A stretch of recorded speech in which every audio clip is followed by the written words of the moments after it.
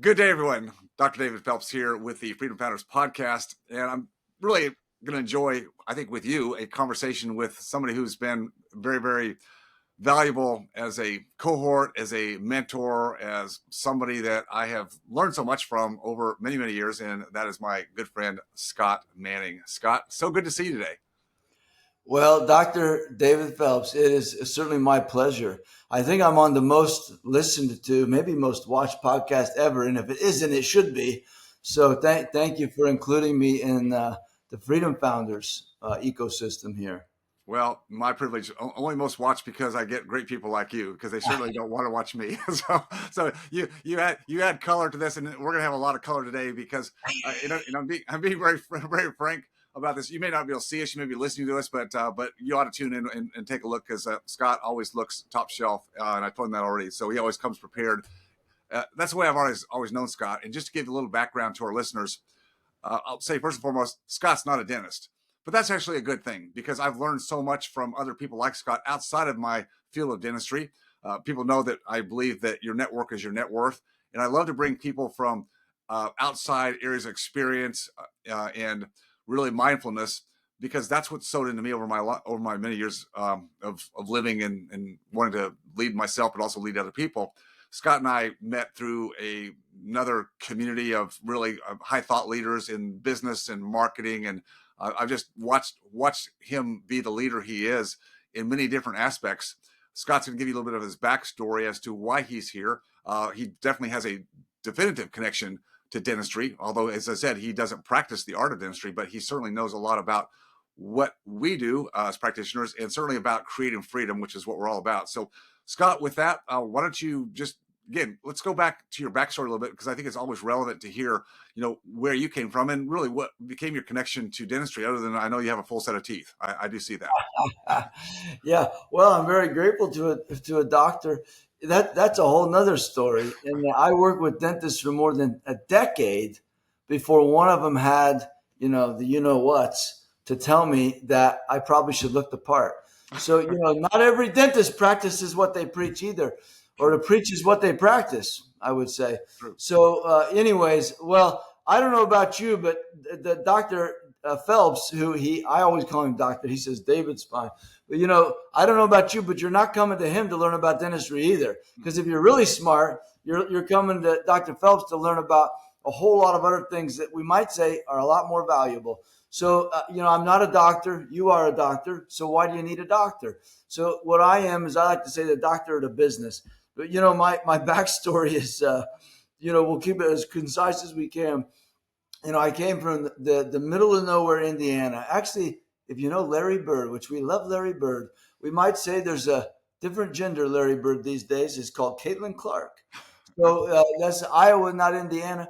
But we came from Indiana, and my mom was an amazing person, filled with great courage. My biological father happened to be an alcoholic, and my mom finally had the courage, because she probably should have a long time ago, but I'm glad she waited till after we were born. She kicked into the curb, and actually the first waking moment of my life I remember as a human was when I told him he didn't live here anymore. I had a baby brother who's now the brains behind her operation, I will say, but I felt this sense of protection over my mom and brother. Her dad was a Marine in World War II. And so I had a great father figure, but I'll tell you, I needed an outlet. I needed something to ground me. I discovered martial arts when I was 5 years old. For the next 20 years of my life, I dedicated professionally to martial arts. My first business happened to be a martial arts school, a karate school. I did Taekwondo, for those that are taking notes. And at 15, okay, I had saved $3,000 working on the farm in the summertime, and I bought my first round of equipment. I opened up a little commercial space. I ran some newspaper ads, and I went to the bank. And at that moment, I learned what Dr. Phelps teaches, that it didn't matter about your age in life, whether you're a first out of school dentist, or you're trying to figure out how to exit and retire dentist. Age doesn't matter when it comes to, okay, financial freedom. So I walked into the bank. They didn't say, "How old are you, Scott?" They said, "How much money you're depositing today?" So I knew at that moment, if I wanted to find my path to freedom, that was going to be through business sense and understanding how money works. So I started my martial arts schools, and over time, I had many locations and employees, and all while going through school. I knew that wasn't my forever future. So I decided to get my MBA. I thought that was the next closest thing to being a black belt or being a doctor. So I got my MBA, and then after that, I started teaching, entrepreneurs because I was one. And as we all know, the teacher always learns more than the student. And actually, that's why, again, thank goodness to be here listening to Dr. Phelps, because this guy never stops learning. He never stops teaching. So you always know he's going to be a few steps ahead of you. And so what happened was my very first professional client ever was a dentist, Dr. Jim Wines. And Dr. Wines was just an amazing guy. I would say at that time that I met him, he knew more about marketing and sales than I did. But we developed a great friendship, and it's because he was an avid martial artist. He did martial arts for fun. I did martial arts for money. I was trying to teach him how to do dentistry for fun, There you and go. all he wanted to do is do martial arts. So anyway, just to speed this story up, in the early 2000s, we found each other. We developed a little marketing system to teach dentists how to use direct mail to drive smile makeovers. When the market crashed happened in 2007, 2008, we morphed that to mini implant supported dentures, and I met a guy by the name of Raymond Choi. Dr. Choi was teaching doctors how to do mini implants. And before there was such a thing as All on X, nobody even knew what that was. And before there was a clear choice. And what happened, at least they were mainstream, is that Dr. Choi said to me, Scott, all these doctors love education, but they don't know how to get the cases. They don't know how to talk to the patients. And so I found my calling. My calling was to help doctors understand the business side of dentistry so that they could enjoy their life, okay, and also help take care of other people. Most dentists are at the mercy of serving others, but to their own detriment.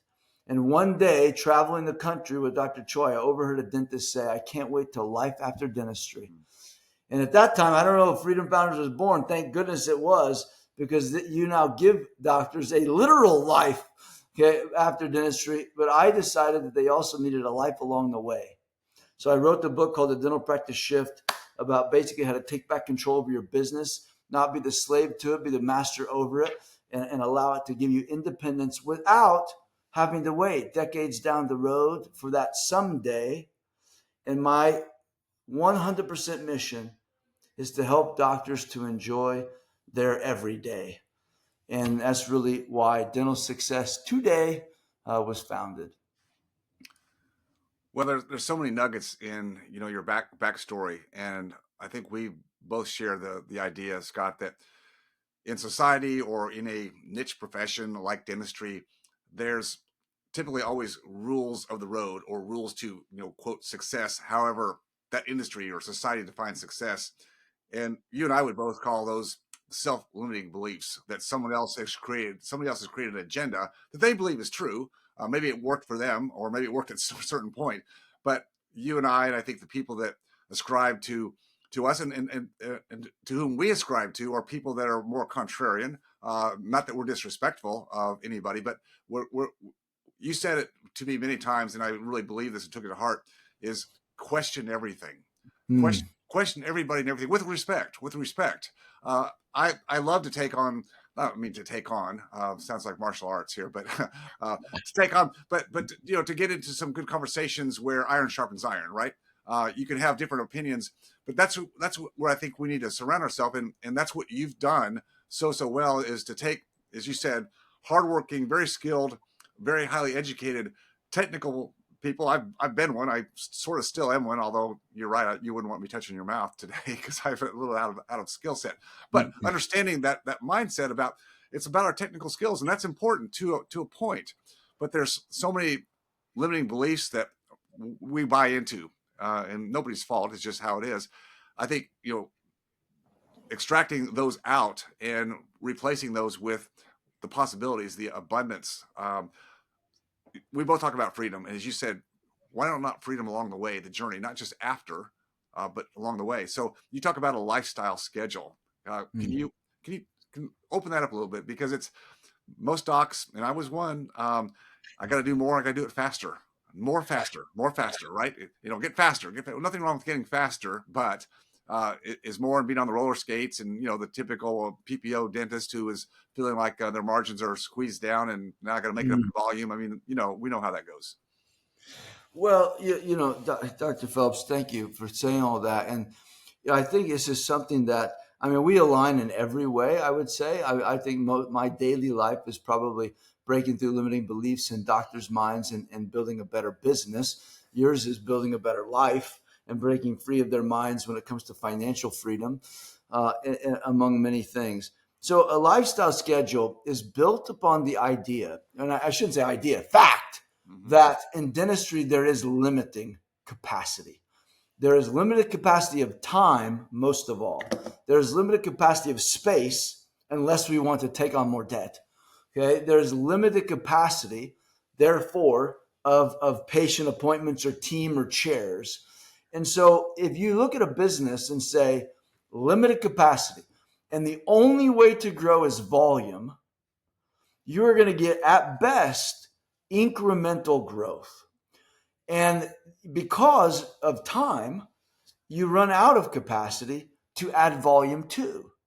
So I said, what if we took those limited factors and instead of making them liabilities, we made them assets by playing with multiplication and increasing the value of the single greatest limiting factor that I turned into an asset, which is the doctor.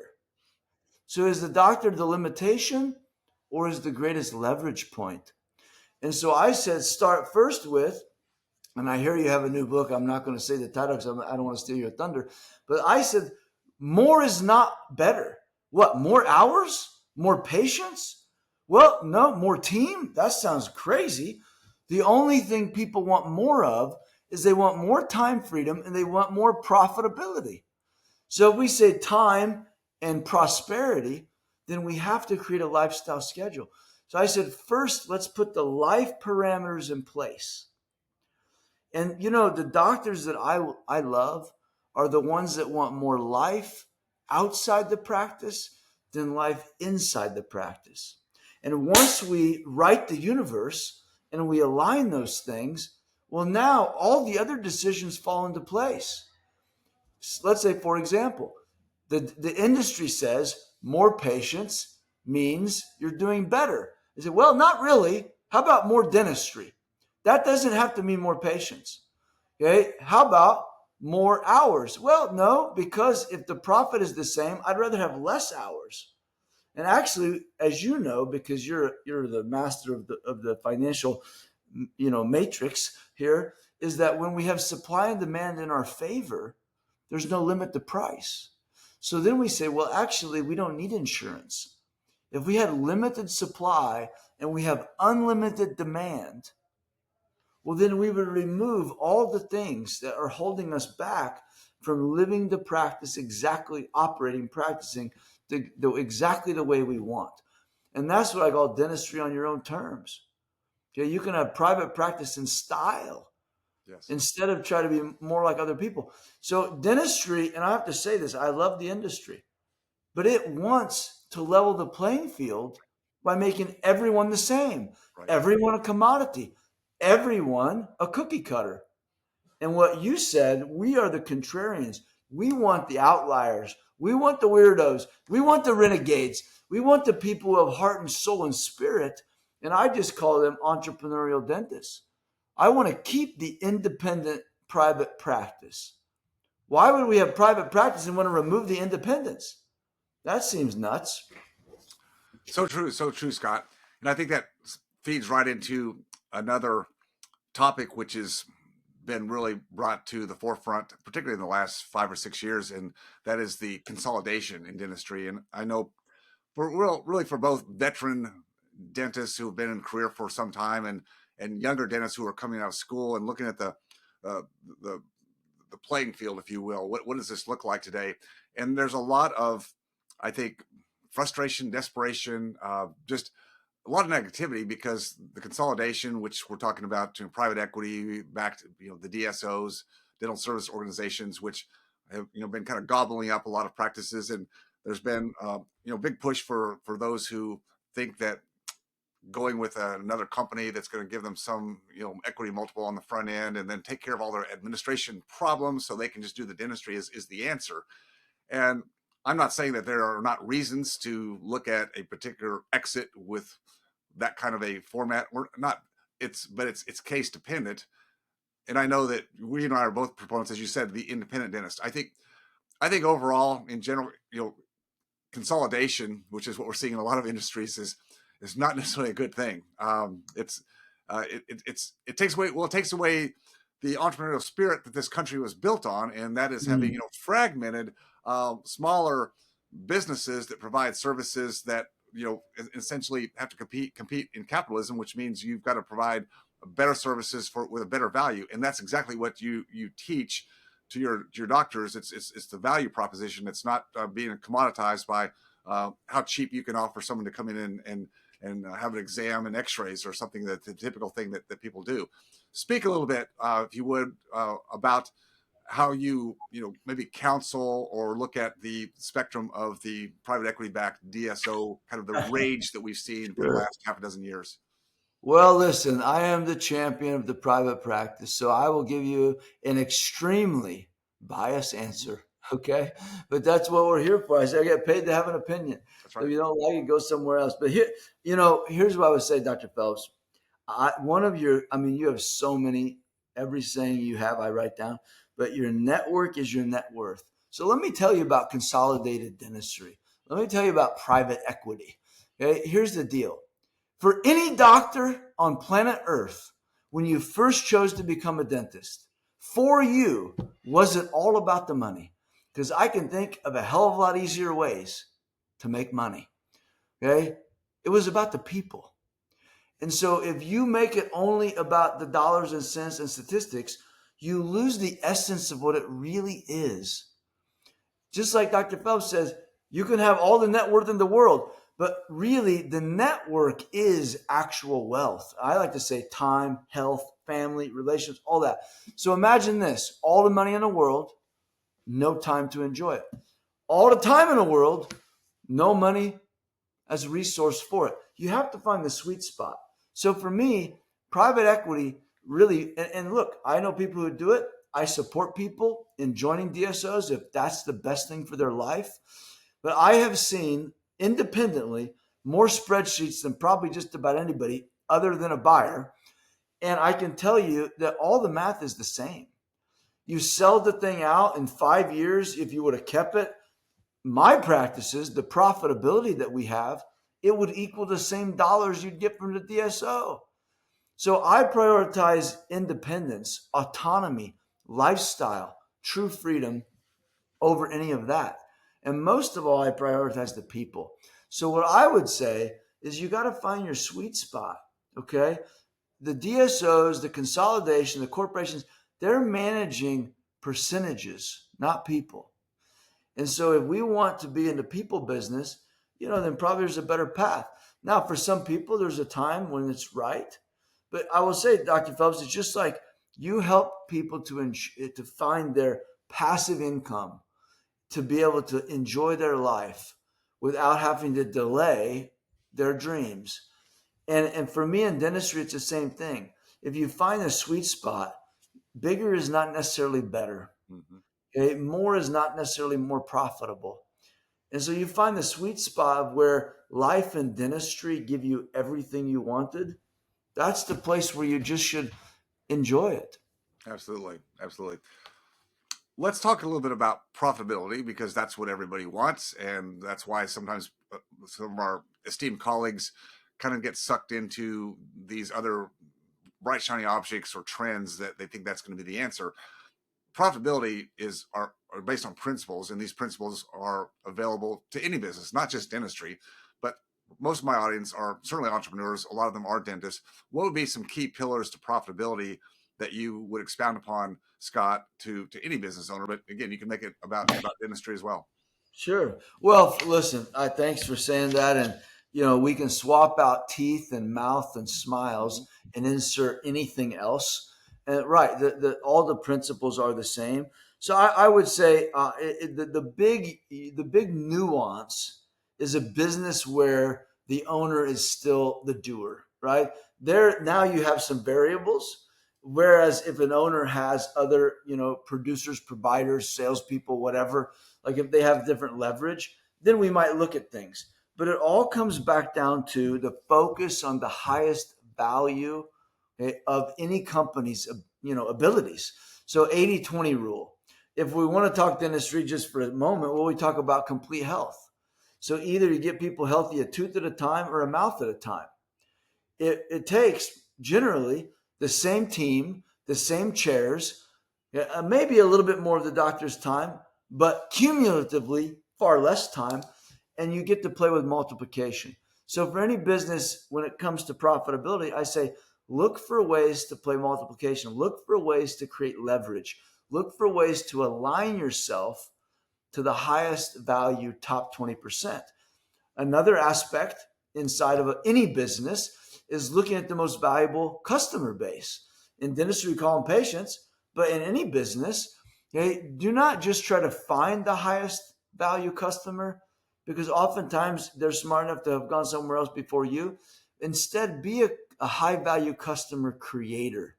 Develop an experience. I can tell you this right here. I know many people that meet Freedom Founders at the front surface of it, and they're not ready. They're not qualified. But Dr. Phelps and his team have created an educational process to build their value. I do the same thing. It's why I write books. It's why I give free information so that you can build better customers. No matter what industry you're in, commit to building better customers, and you will cast a bigger net. You will be able to create literally, a business on demand if you're doing that, versus just trying to find, as I like to say, the needles in the haystack. Just gather up all the needles and then groom them for you. And then the last thing I would just add is your team. You have to understand that it is the owner's responsibility in every business to make the people more valuable. It's not the people's job to figure out how to be more valuable. And so many owners, it's like the quarterback stands up, he says, okay, lineman, what should I do? No, the quarterback sees the field. He directs the people. Okay? He creates the plays that are most apt to help people win. And that's why I say every business, it's the thinker, the dentist, the CEO, any entrepreneur, the medical doctor. When you have any type of private enterprise, the higher up you go, the more you're paid for thinking, for strategy, for development, for seeing the field. That's what leads to profitability. You don't build it from the bottom up. You build it from the top, because that's where all the icing on the cake is. These are such powerful principles, Scott. And again, it's nothing that we ever learn in our formal education. Our formal education for anybody is focused on getting out and being some kind of productive worker. And nothing wrong with that. Work is good. But your point of looking at the 80-20 rule and the thinking part, which we all think, but we don't think in the right way. And you laying it out that way, it's like, how are we thinking to use the leverage that we bring to the table? In this case, a license or an operator in a business. We're certainly learn how to be doers, and that's usually what you do in a business. You learn to be the doer first, but how can we extrapolate that and enhance our leverage at that point? And it does require a shift in how we think. And the only way I've learned to change that thinking, Scott, and I know you'd say the same thing, is by what I take in, by what I expose myself to what I surround myself, what and whom I surround myself.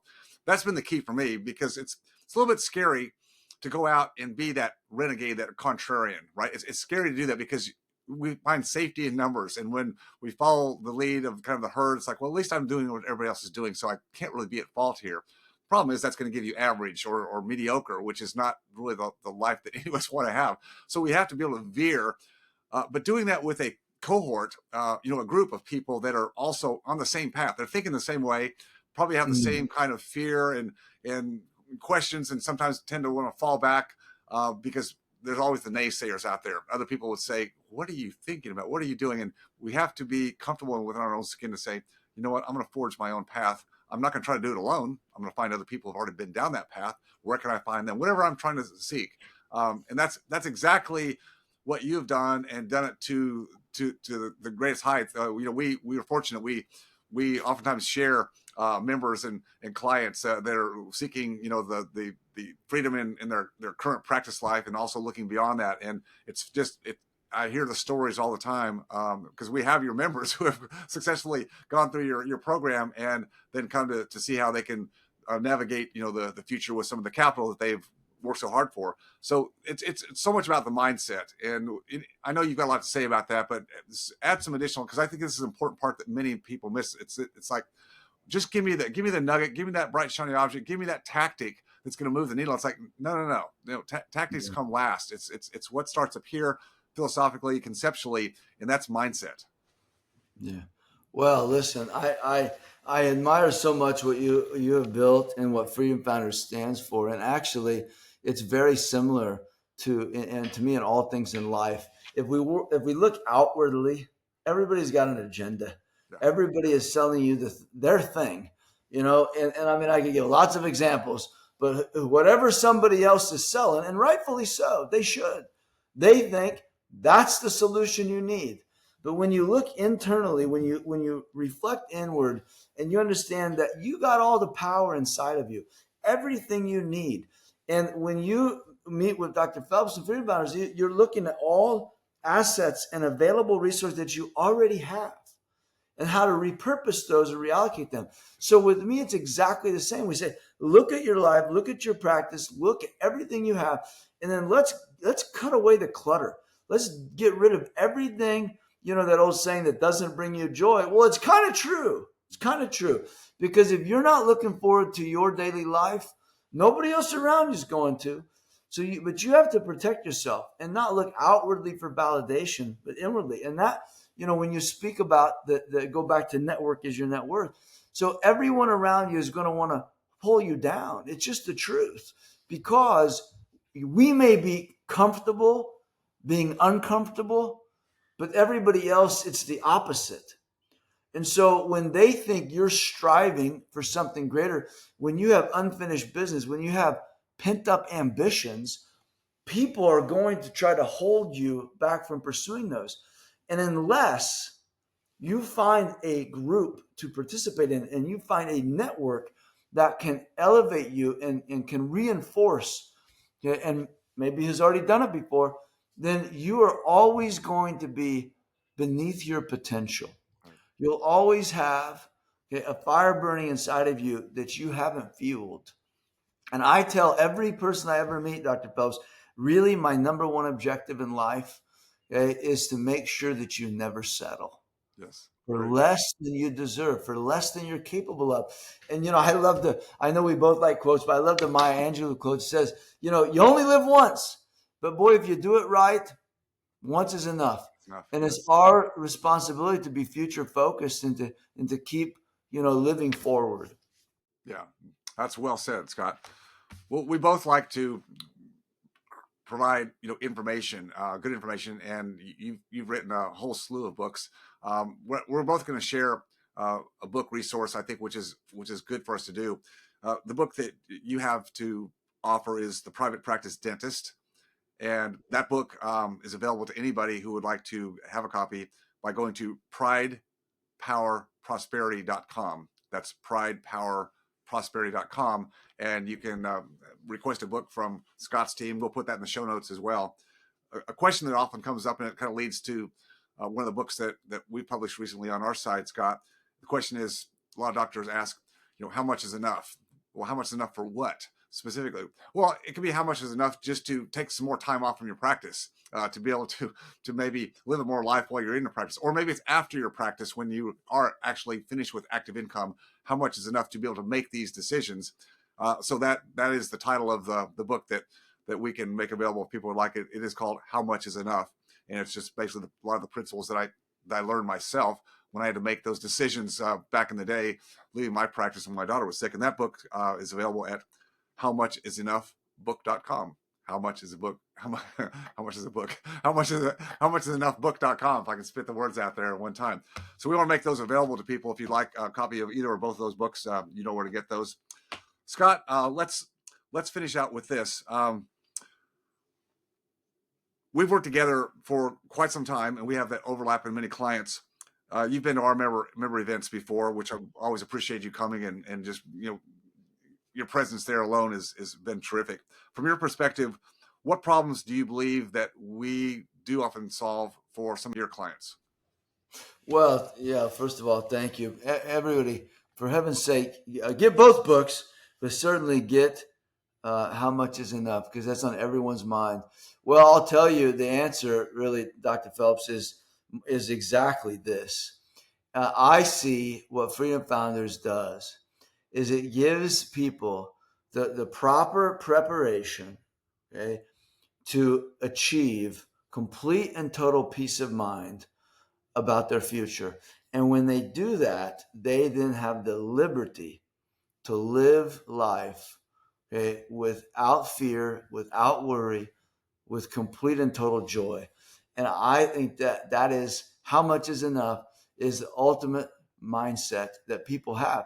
And it leaves them in fight or flight in a state of desperation and really working out of necessity instead of working by choice. And I think what I would like to think both of us do, if for people who are still in their business, it is really give people the ability to work by choice on their own terms, with total independence. So I would say Freedom Founders' greatest gift is not just delivering all the freedoms, but it's delivering the freedoms by way of giving people peace of mind, that they're going to be well prepared, well protected, and amply prosperous for a future that enables them to live the life that they love. Well, Scott, thank you for that. My peace of mind comes in a similar vein, mainly from being privileged to surround myself with people like you, and I mean that wholeheartedly. You and the other people that you've introduced me to, that we both had the opportunity to meet, that network, that gives me peace of mind, because there's always somebody that I can reach out to that will have an answer, some guidance, perhaps some well-needed advice, or a resource that I'm missing. And to me, that's my best insurance policy ever. So thank you for being one of those people in my life, Scott Manning. And back at you, Dr. Phelps. It's an honor and a privilege, and the feelings are completely mutual.